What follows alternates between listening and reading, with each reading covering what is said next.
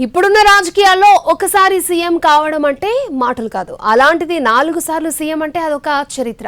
1995 నుంచి 2004 వరకు 9 సంవత్సరాలు ముఖ్యమంత్రిగా చంద్రబాబు కొనసాగారు.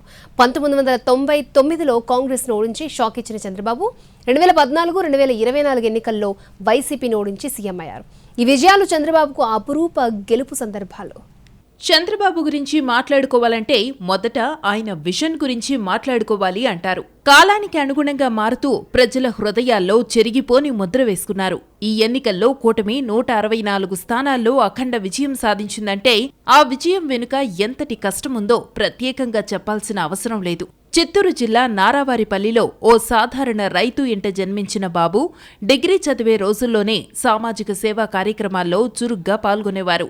పీజీ చేసే రోజుల్లోనే రాజకీయంగా క్రియాశీలక అడుగులు వేశారు.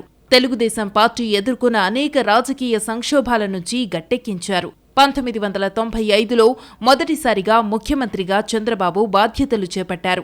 పరిపాలనలో సరికొత్త సంస్కరణలకు శ్రీకారం చుట్టారు. ప్రభుత్వ కార్యాలయాలకే పరిమితమైన ఉద్యోగులను ప్రజల వద్దకు పాలనా పేరుతో క్షేత్రస్థాయిలోకి తీసుకెళ్లారు. జన్మభూమి, శ్రమదానం వంటి వినూత్న నిర్ణయాలతో పాలనలోనూ ప్రత్యేక గుర్తింపు సాధించారు.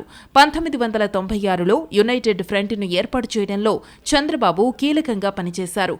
ఈ సమయంలో కేంద్రంలో టీడీపీ కీలకంగా పనిచేసింది. దేవెగౌడను ప్రధానిని చేయటంలో చంద్రబాబు కీలక పాత్ర పోషించారు. ఆ తరువాత ఎన్డీఏలో చేరారు.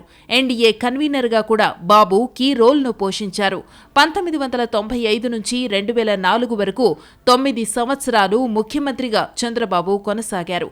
అత్యధిక కాలం ఉమ్మడి ఆంధ్రప్రదేశ్ సీఎంగా పనిచేసిన రాజకీయ నాయకునిగా ఆయన చరిత్ర సృష్టించారు. 2004లో పార్టీ ఓటమితో చంద్రబాబు ఎన్డీఏ కూటమి నుంచి బయటకొచ్చారు. 2004 నుంచి 2014 వరకు 10 ఏళ్ల పాటు ప్రతిపక్షంలో ఉన్నారు. విభజన అనంతరం 2014 ఎన్నికల్లో చంద్రబాబు బీజేపీతో కలిసి పోటీ చేసి గెలిచారు.